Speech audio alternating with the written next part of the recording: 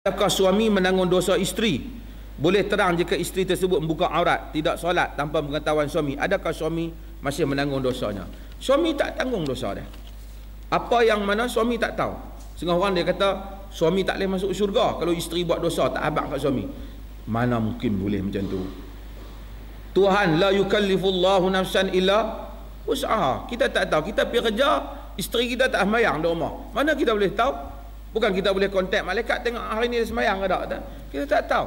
Tapi kalau zahir di hadapan mata kita dia tak semayang, maka kita wajib al-amru bil ma'ruf wan nahi 'anil munkar. Kita kena suruh, kita tak semayang lah. Dia tak semayang juga. Kemudian dia tak mau semayang juga. Kita angkat dia duduk. Misalnya teruk sampai teratur tak mau semayang ni. Kalau sampai teratur lah, dia tak semayang juga.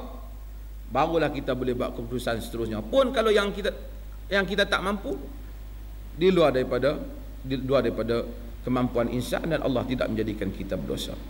Cumanya oleh kerana dalam Islam ni dah kita tengok ada isteri sampai tak semayang, tak payah, banyak lagi orang lain lagi dunia ni nak hidup kita. Macam tu lah juga isteri pun sama lah. Tengok suami jenis tak semayang, duk pening lah, semayang tak mau, cakap agama merapu, tunggu apa lagi? Saya tadi ada orang main mengadu pasal masalah rumah tangga. Suami dia tak pernah kahwin berapa tahun, suami tak pernah bersama dengan dia 7 tahun dia kata. Macam-macam dia buat. Kok dia tak segak lah, dia pergi buat bagi segak sampai berpuluh-puluh ribu nak bagi segak tak tahulah kartun ke cetun kita orang tak tahu.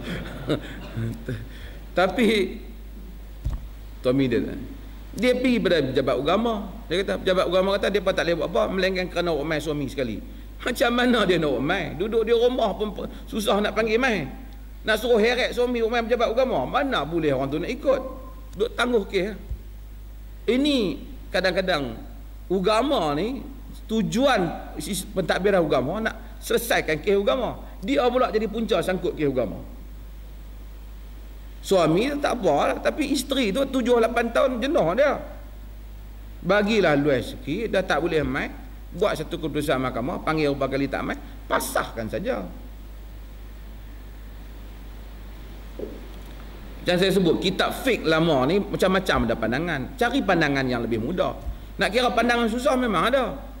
Kalau sekiranya suami pergi ke laut dan kemudian hilang di laut, tak balik-balik, tak tahu dia pergi kahwin dengan duyung ke, dia lepas ke belah sana jumpa orang Indonesia ke, dia tak balik-balik. Kitab fiqh lama ada kata hendaklah ditunggu kepada umur yang confirm dia mati.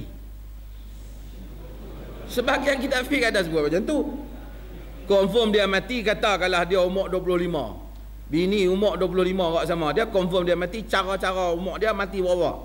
Katalah bubuhlah mati 70, tak menikah dah bini dia pun dah 70, nak menikah dengan siapa?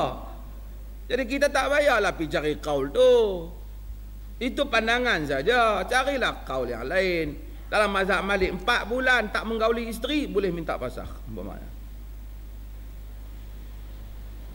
Kerana termasuk dalam masalah ilaq. Jadi Islam nampak menyelesaikan masalah. Ni tumbuk misteri sampai keluar gigi 2 pun. Tinju pun dia ting-ting dia berhentikan. Ini khadi tak boleh hentikan. Macam mana? John Lewis pun tak boleh buat.